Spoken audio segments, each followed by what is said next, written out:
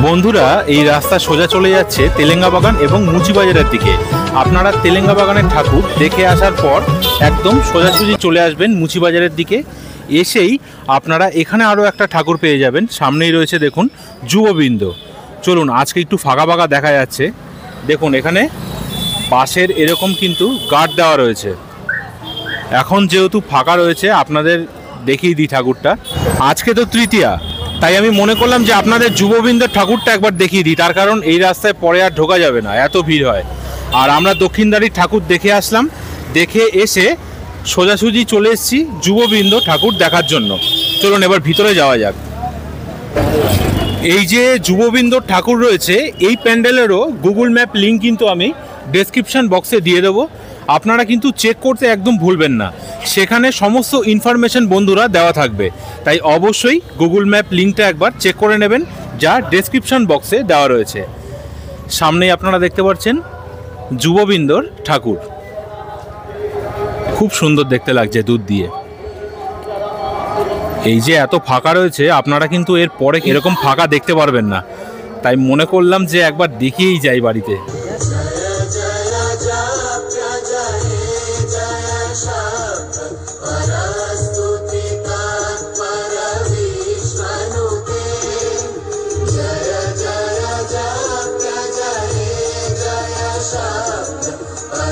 প্যান্ডেলটা অনেকটা কিন্তু সেই রাজবাড়ির যেরকম পুজো হয় সেরকম আদলেই তৈরি করা হয়েছে। ঠিক রাজবাড়ির যেরকম পুজো হয় অনেকটা আমার সেরকম দেখতে লাগছে। আর ছোট ছোট এরকম প্রদীপ আপনারা দেখতে পাচ্ছেন, আর প্রদীপের মধ্যে এরকম ছোট ছোট টুনি লাইট সেট করা রয়েছে। বাহ!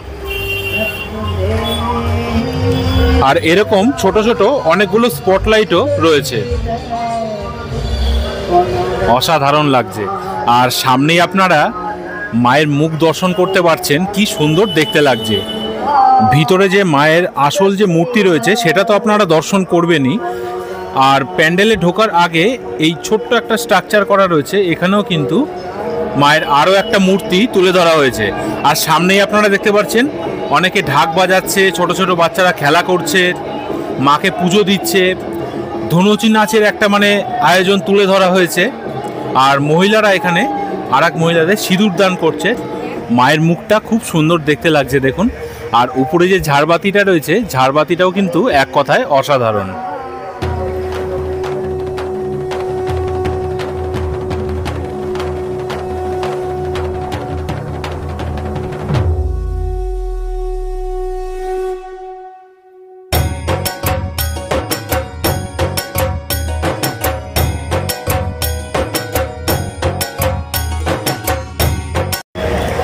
চলুন এবার মণ্ডপের ভিতরে যাওয়া যাক এবং মায়ের মূর্তি একবার আপনাদের সামনে তুলে ধরি। মণ্ডপে যাওয়ার আগে এই ভিতরটাও খুব সুন্দর করে সাজানো হয়েছে।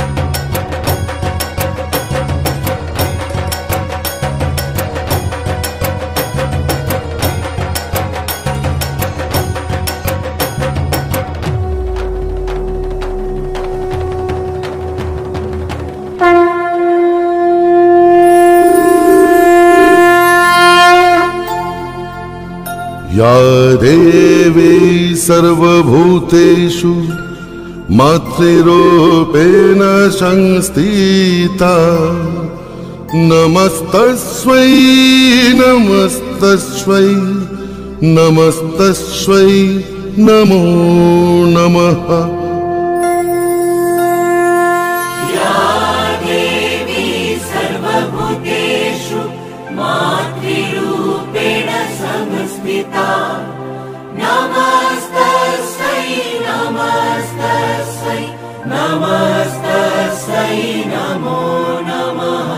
देवी दुर्गे रक्षानि, दुर्गे दुर्गे रक्षानि, दुर्गे দুর্গে দুর্গে রক্ষানি स्वाहा स्वाहा स्वाहा स्वाहा जय मा जय मा जय मा जय मा जय दुर्गा जय दुर्गा जय दुर्गा जय दुर्गा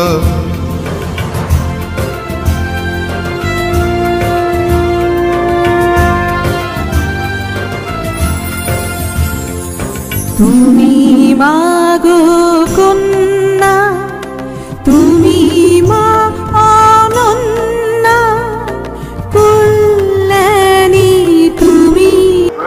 বন্ধুরা, এবছর এই যুববৃন্দ থিম হচ্ছে দেবীর বোধন এবং বিসর্জন।